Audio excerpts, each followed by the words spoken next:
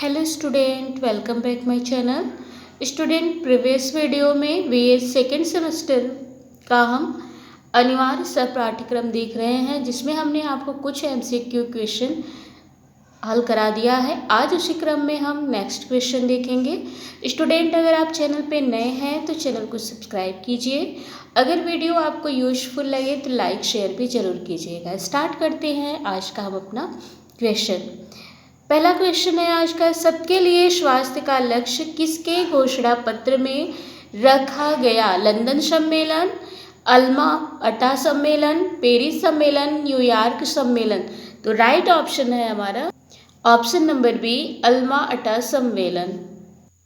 Next question, प्राथमिक स्वास्थ्य केंद्र स्तर पर सर्वोच्च अधिकारी होता है? फार्मासिस्ट, खंड विकास शिक्षक, चिकित्सा अधिकारी, मिडवाइफ। तो प्राथमिक स्वास्थ्य केंद्र पर सर्वोच्च अधिकारी कौन होता है? तो चिकित्सा अधिकारी होता है। राइट ऑप्शन हमारा हो जाएगा सी। नेक्स्ट क्वेश्चन है, अल्मा अटा योजना 1978 के घोषणा पत्र में निम्न में से कौन सा लक्ष्य रखा गया था?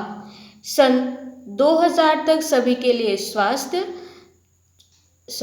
सन 2005 तक सभी के लिए स्वास्थ्य, सन 2000 तक सभी के लिए स्वास्थ्य,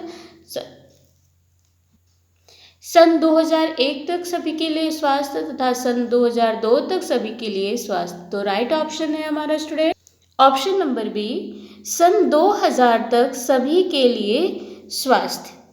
ठीक है।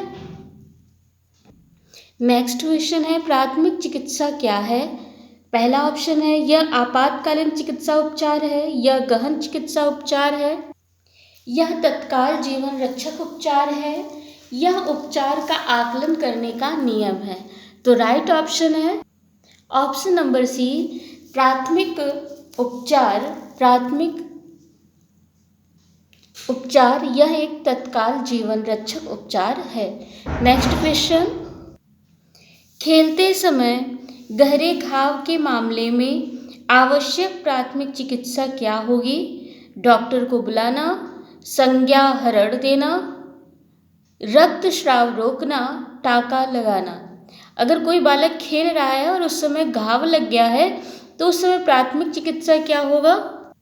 रक्तस्राव रोकना। ठीक है। जैसे अगर कहीं चोट लग गया है तो पहले वहाँ जो भी पट्टी मिले, जैसे किसी के हाथ में ब्लडिंग हो रही है, किसी के सिर में ब्लडिंग हो रही है, तो सबसे पहले कपड़ा लेकर के उसको बांधना, ये प्राथमिक उपचार होगा, प्राथमिक चिकित्सा होगा। ठीक है। नेक्स्ट क्वेश्चन है, जीवन सहायता में ABC का अर्थ क्या है? जीवन सहायता में ABC का अर्थ क्या है? Airway breathing circulation, airway bridge canal, action circulation breathing, या उपयुक्त में से कोई नहीं। तो राइट ऑप्शन है student airway breathing circulation. Next question, एक सकुशल पट्टी होनी चाहिए कीटाणुओं के साथ, रोगाणु मुक्त, तेलीय गीले के साथ। तो एक कुशल पट्टी जो होनी चाहिए वो कैसा होना चाहिए? रोगाणु मुक्त होने चाहिए, साफ सुथरा होना चाहिए, किसी भी प्रकार का वो गंदा उसमें नहीं लगा होना चाहिए। नहीं तो क्या होगा? बैक्टीरिया फैलेगा, फिर घाव अच्छी तरह से सूखेगा नहीं, बल्कि घाव और खराब हो जाएगा ना, उसमें रोग के कण पनपेंगे तो सड़न हो जाएगी, ये सारी चीज़ें हैं। नेक्स्ट क्वेश्चन, एक चोट है जो गर्मी रासायनिक कारकों या विकिरण के परिणाम स्वरूप होती है। एक चोट है जो गर्मी रासायनिक कारकों या विकिरण के परिणाम स्वरूप होती है। घाव, जलन, दौरा या दिल का दौरा। तो जो जलन होता है ये गर्मी रासायनिक कारकों या विकिरण के परिणाम स्वरूप होता है। राइट ऑप्शन हमारा बी होगा। नेक्स्ट क्वेश्चन है, सदमा स्पेस है, सदमा क्या है? छोटी धमनियों में से एक की रुकावट, चेतना का आंशिक या पूर्ण नुकसान, ऑक्सीजन की मांग को बनाए रखने के लिए हृदय और रक्त वाहिकाओं की विफलता, या उपयुक्त सभी।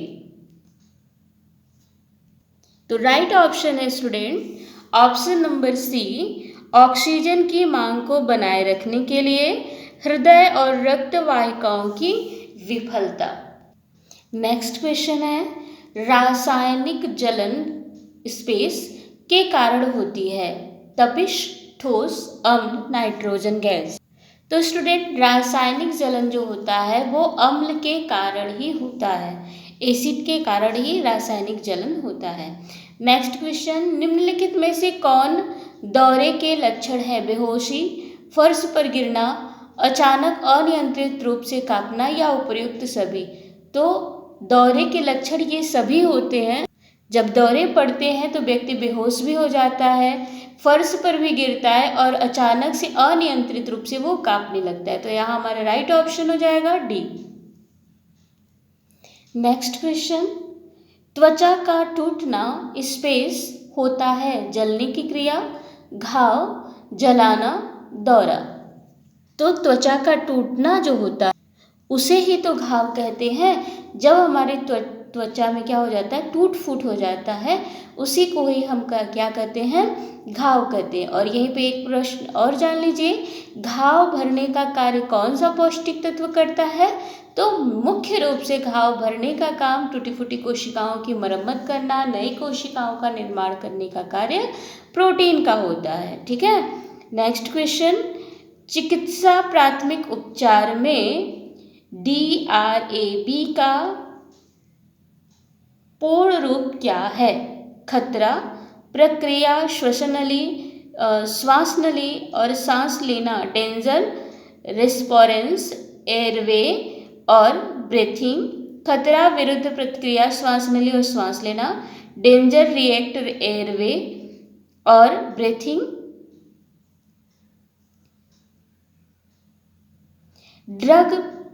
ड्रैग प्रतिक्रिया, श्वास नली और सांस लेना, ड्रैग विरुद्ध प्रतिक्रिया, अटैक और सांस लेना। यहाँ देखिएगा स्टूडेंट, बहुत अच्छा क्वेश्चन है ये। ठीक है, चिकित्सा प्राथमिक उपचार में DRA का पूरा फुल फॉर्म पूछ रहा है। तो राइट ऑप्शन होगा ए स्टूडेंट, खतरा, डेंजर, प्रतिक्रिया, रिस्पॉन्स, श्वास नली, एयरवे और सांस लेना, ब्रीथिंग। ठीक है। नेक्स्ट क्वेश्चन, प्राथमिक उपचार के क्रम को सही ढंग से व्यवस्थित कीजिए। प्राथमिक उपचार के क्रम को सही ढंग से व्यवस्थित करना है। तो ऑप्शन यहाँ 4 आपको दिया गया है, देखिएगा। पहला ऑप्शन है श्वास को पुनर्स्थापित करना, गंभीर रक्तस्राव बंद करें, सदमे का इलाज करें, उन्नत चिकित्सा सहायता को तुरंत कॉल करें। अब राइट ऑप्शन क्या होगा स्टूडेंट, तो हमारा राइट ऑप्शन होगा सबसे पहले हमें श्वास को पुनर्स्थापित करें। मतलब उस व्यक्ति के शरीर में अगर सांस लेने में प्रॉब्लम हो रही है तो हमें ऐसा कार्य करना है कि उसको पहले श्वास ले सके वो। ठीक है, जैसे हार्ट पे पंप करना, उसको मुख से श्वास देना, जिससे कि उसकी सांसें पहले चलती रहे। दूसरा काम हम करेंगे गंभीर रक्तस्राव बंद करना। अगर उसके शरीर से ज़्यादा रक्तस्राव हो रहा है, जिस जगह चोट लगा है, जहाँ से ब्लडिंग हो रही है, सबसे पहले हम करेंगे कि वहाँ से ब्लड को रोकने का प्रयास करेंगे। फॉर एग्जाम्पल, जैसे किसी व्यक्ति के सिर में चोट लग गया है तो सबसे पहले हम वहाँ कोई कपड़ा, कोई पट्टी लेकर के बांधेंगे, जिससे कि सिर जो है उससे निकलने वाला रक्त जम सके और बाहर कम निकले या ना निकल पाए। ठीक है, क्योंकि अगर शरीर से ज़्यादा मात्रा में ब्लडिंग हो जाती है तो व्यक्ति को बचाना नामुमकिन सा हो जाता है। फिर इसके बाद थर्ड हम क्या करेंगे, सदमे का इलाज करेंगे। अगर व्यक्ति सदमे में चला गया, बहुत ज़्यादा डिप्रेसिव हो गया कि मुझे बहुत ज़्यादा चोट लग गया, इस तरह से कोई चीज़ें, तो उसको समझाना कि नहीं, आपको ज़्यादा चोट नहीं लगा है, आप बिल्कुल नॉर्मल है, आप ठीक हो जाएंगे। इस तरह से उसको सदमे से बाहर निकालना। ऐसा नहीं कि जैसे उसको होश आए तभी आप उसको बता दीजिए कि आपका सर फट गया है, ब्लीडिंग बहुत ज़्यादा हो गई है, आपका बचना मुश्किल है, तो तुरंत मर जाएगा, है ना। उसको और सदमा नहीं देना और नहीं देना है। तो यह तीसरा स्टेप होता है। और लास्ट स्टेप क्या है, उन्नत चिकित्सा सहायता को तुरंत कॉल करना। फिर इसके बाद चौथा स्टेप हमारा होता है कि हम उसको कॉल करके तुरंत चिकित्सालय में एंट्री कराएं। ठीक है, तो राइट ऑप्शन हमारा होगा ऑप्शन नंबर 2। नेक्स्ट क्वेश्चन, निम्न में से कौन सी चोट के प्रकार हैं? पेट की चोट, सीने में चोट, नाक की चोट या उपर्युक्त सभी? तो ये सभी पेट की चोटें भी चोट के प्रकार है, सीने में चोट भी चोट के प्रकार है, नाक की चोट भी चोट के प्रकार है, तो ये उपर्युक्त सभी हमारा राइट ऑप्शन होगा। नेक्स्ट क्वेश्चन है, निम्न में से कृत्रिम विधि से श्वास कब दिलाई जाती है? कृत्रिम विधि से सांस, आर्टिफिशियल मेथड से ब्रीथिंग कब कराई जाती है? दम घुटने पर, जल में डूबने पर, फांसी लगने पर, किसी में भी नहीं। तो जब व्यक्ति का दम घुटने लगता है, वह श्वास नहीं ले पाता है, तब उसको कृत्रिम रूप से श्वास देने की ज़रूरत होती है। जल में डूबने पर भी नहीं दी जाती है कृत्रिम श्वास, और ना फांसी लगाने पे दी जाती है। ठीक है, नेक्स्ट क्वेश्चन है हमारा स्टूडेंट, मूर्छित व्यक्ति को कंधे पर डालकर ले जाने को क्या कहते हैं? मूर्छित व्यक्ति को कंधे पर डालकर ले जाने को कहते हैं fireman lift, fireman work, fireman thought, fireman risk. तो कंधे पर डाल के ले जाया जा रहा है, तो जाहिर सी बात है ये लिफ्ट दिया गया, तो फायरमैन लिफ्ट ही कहते हैं, option number A. Next question, पाचन प्रारंभ होता है मुख से, दांत से, जीभ से या गले के नीचे से? तो पाचन क्रिया जो होती मुख से ही प्रारंभ हो जाती है। जैसे ही अनाज को आप मुंह में डालते हैं, भोजन का निवाला आप मुंह में डालते हैं, तो हमारे मुंह में उपस्थित लार ग्रंथियों से लार आकर के भोजन में मिलता है, जिसमें टाइलिन नामक एंजाइम उपस्थित होता है, और ये टाइलिन क्या करता है, कार्बोहाइड्रेट का पाचन यहीं से प्रारंभ कर देता है। ठीक है, स्टार्च पे क्रिया करने लगता है और पाचन की प्रक्रिया जो है मुख से ही स्टार्ट कर देता है। ठीक, तो राइट ऑप्शन हमारा ए होगा, ऑप्शन नंबर ए, मुख से।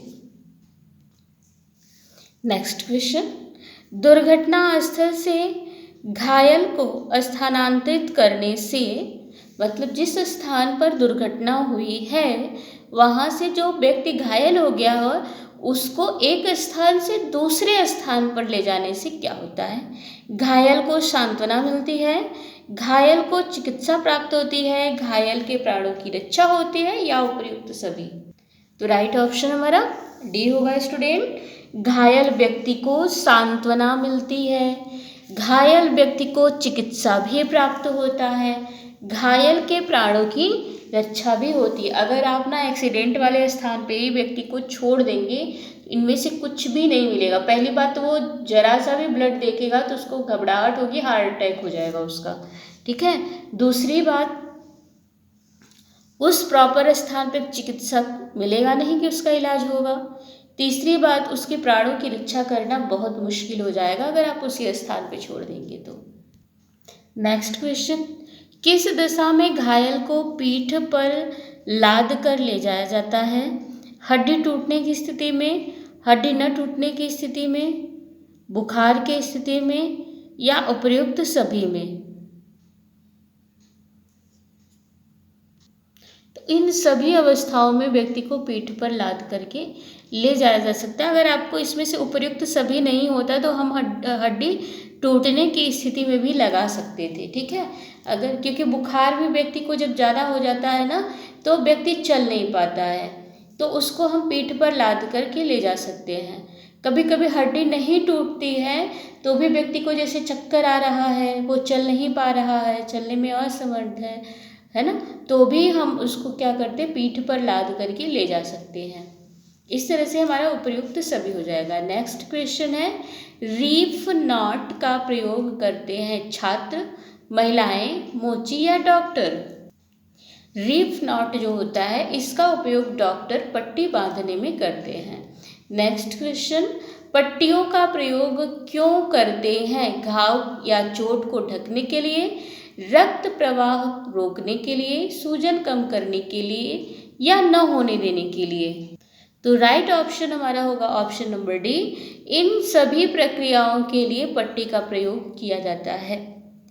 चोट या घाव को ढकने के लिए भी, रक्त प्रवाह को रोकने के लिए भी, सूजन को कम करने के लिए भी। नेक्स्ट क्वेश्चन है, घाव पर बांधी जाने वाली पट्टी होनी चाहिए साफ सुथरी, कीटाणु रहित। उपयुक्त दोनों गलत, उपयुक्त दोनों सही। तो स्टूडेंट आप भी जानते हैं कि घाव पर बांधी जाने वाली जो पट्टी होनी चाहिए वो साफ सुथरी भी होनी चाहिए और कीटाणु रहित होनी चाहिए। ठीक है स्टूडेंट, इस तरह से आज हमारा सेशन कंप्लीट होता है। नेक्स्ट वीडियो में आगे हम पढ़ेंगे। Thank you for watching my video.